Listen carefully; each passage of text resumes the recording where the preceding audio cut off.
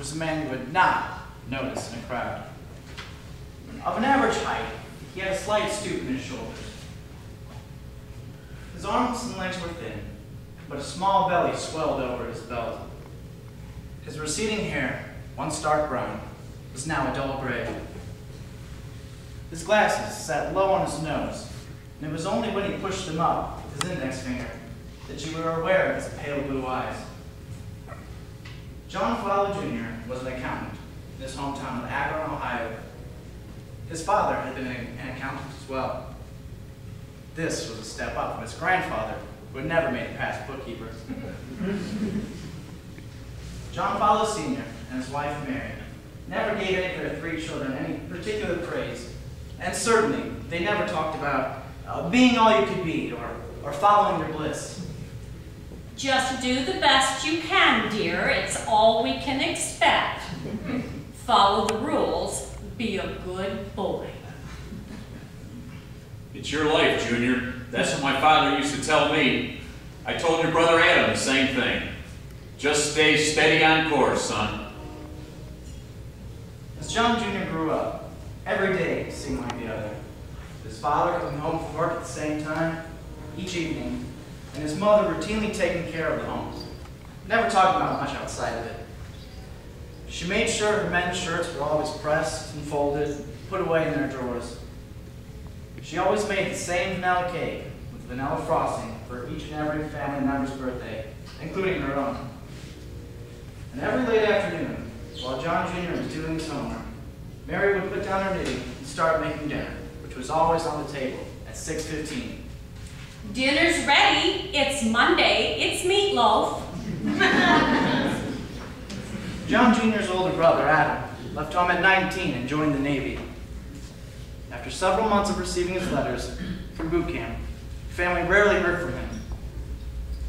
Adam came home once, on a week's leave, but several months later, back in service, he died in a freak accident in a shipyard, a steel beam crushing his chest. John Jr., who was 5 at the time, didn't miss him. Actually, he had barely known him, considering the age difference. His father showed little emotion, saying he was proud of his son Adam. But for months, Mary frequently dabbed at her eyes with her apron. This never would have happened if Adam had gone on to college right out of high school.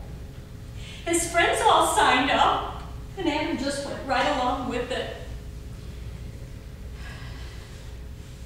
Now, you're our only son, Johnny. We know you'll make good choices in your life. When John Jr. was 10 years old, his older sister Jane married a man from Cincinnati. Mary made her vanilla cake, this time 2 tiers, for the wedding reception that was held in their backyard.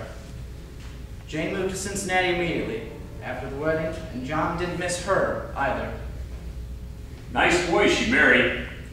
Good head on his shoulders. I don't know why he wanted to open up his own insurance business, though. Sounds risky in these times. Twice a year, Jane and her husband would return to Akron for a visit, staying in her girlhood home that still held her toys and her high school clothes. Oh, I know we could use her room for my sewing and knitting, but I just hate to let go of her things. Maybe in the spring. At age 13, John Jr. had a part in a play. He didn't get the lead, but he played a more dramatic role. Sort of a rebel type. He enjoyed being someone other than himself while he was on stage. He thought for a while about becoming an actor. He told this to his mother.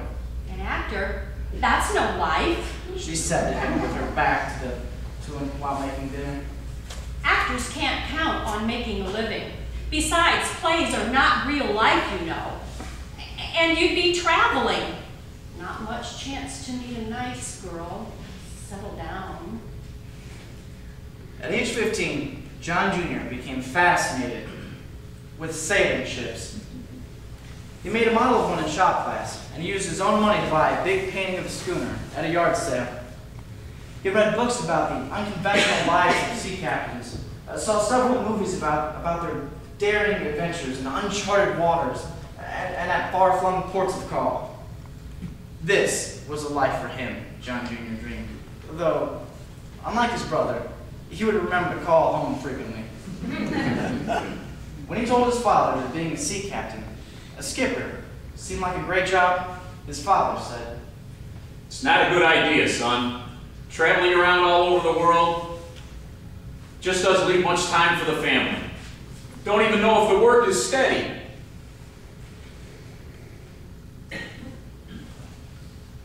John Jr. graduated near the top of his high school class. By his senior year, he had acted in another play, this time taking the lead. And he made 2 more ship models. Soon, a letter came. A letter letting him know that he had been accepted at Northwestern University. "Glad you were accepted, son. You know, their business school is one of the finest around.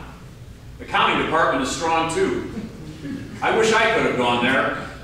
Stay the course." As John Jr. packed to leave, he realized that his ship model was too bulky to fit in his suitcase. At the last minute, he left out the 2 picture frames that his mother insisted that he took.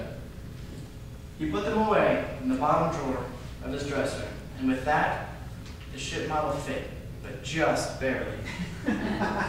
You'll write, Johnny? Oh, I can't imagine the house now with no children. Make sure you come home for your birthday. I'll make a vanilla cake. Now in college, John rubbed the junior at the end of his name. He studied almost every evening. Sophomore year, he missed an audition for a play, showing up a day late. He had a few friends that he met for beers on Saturday afternoons. And in the summer, he'd watch the sailboats on Lake Michigan, imagining himself at the helm. On Sunday nights in his junior year, he started dating a co-ed named Mary Lou. It wasn't until she asked him about his parents that he realized that she had the same name as his mother. He stopped asking her out late in his senior year. 3 months after graduation, she sent him a letter from El Salvador. "Hello, sailor," it read. "I've joined the Peace Corps."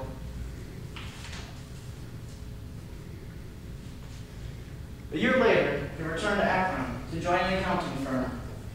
It was there that he met Sally, a petite redhead, the daughter of a minister. Sally laughed easily. She smelled like fresh mowed grass when he got close to her.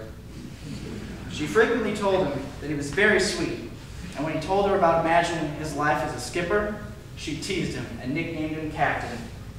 "You are so sweet, John. But what I like most about you is that you are really steady. I can count on you. My last boyfriend, Charlie, was irresponsible, unpredictable. I never knew what he was going to do. He did take chances, but sometimes it scared me. He was not husband material. But you are steady. Really steady. And that's what I like most about you." Steady, John thought then. Sally likes steady. Well, I guess that's a good thing to be. 10 months later, her father presided over their wedding vows. The reception was in church, in the church basement, following the nuptials. Sally asked John's mother if she would make her special vanilla cake for the event. Mary complied, secretly flattered, and went to the special effort of making not a 2, but a 3-tiered white cake covered in white frosting. Thank you. Oh, thank you. Everyone seems to enjoy my vanilla cake. I figure if you can make a good one, why try any other flavors?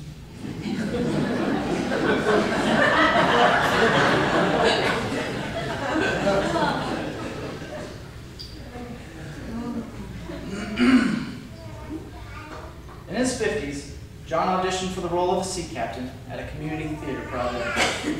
He did not get the part. "Not hefty enough," said the casting director. He also got involved with the Chicago Make-A-Wish Foundation. He helped to make arrangements for a 12-year-old boy with advanced leukemia to spend the day on the sailboat preparing for the Mackinac race. The boy died 1 month later. The boy's mother told John that one day on the boat was the best day of her son's life. John wept privately when he heard that. At least the boy had one day in his life his dream realized, he thought. John wept again when his father died shortly thereafter.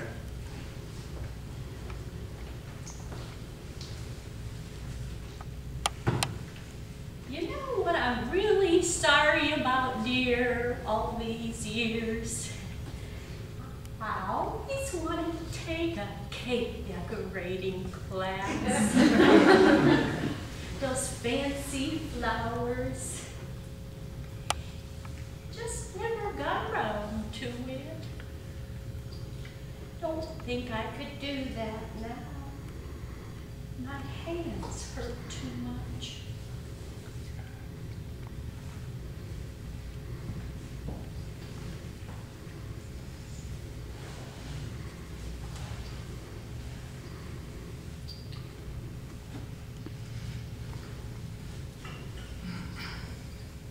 Now, at age 67, a week after their youngest son was certified as a CPA, John sat comfortably in his brown leather chair in the den watching the 5 p.m. news. Sally was in the kitchen getting out the big roaster for their Sunday night chicken dinner. He thought about asking Sally to make a German chocolate cake for his birthday. Actually, he had thought about it a number of times over the years, but he had just never got around to asking. Dinner at 6:30, just making the salad. Hungry? The snow was shoveled, the house was paid for. All 3 children were college graduates. John had a solid plan for paying off the loans. Now between John and his sister Jane, they could afford to keep his mother in a good nursing home. John faithfully went to see his mother every Wednesday and Saturday. In his desk drawer were 2 tickets to a 4-day carnival cruise to the Bahamas with Sally. It would be their first cruise. Maybe you could ask the captain to steer the ship for a little bit.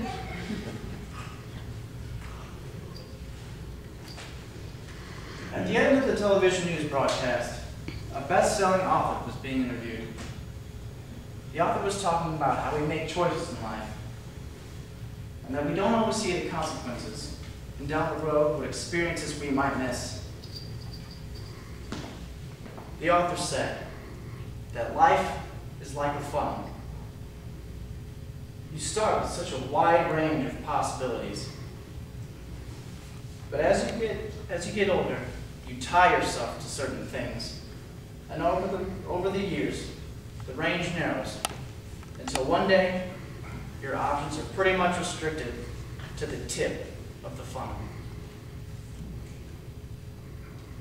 John wasn't quite sure that all of this applied to him, so he turned off the television. I've had a good life, he thought. Steady, he said to himself, almost out loud.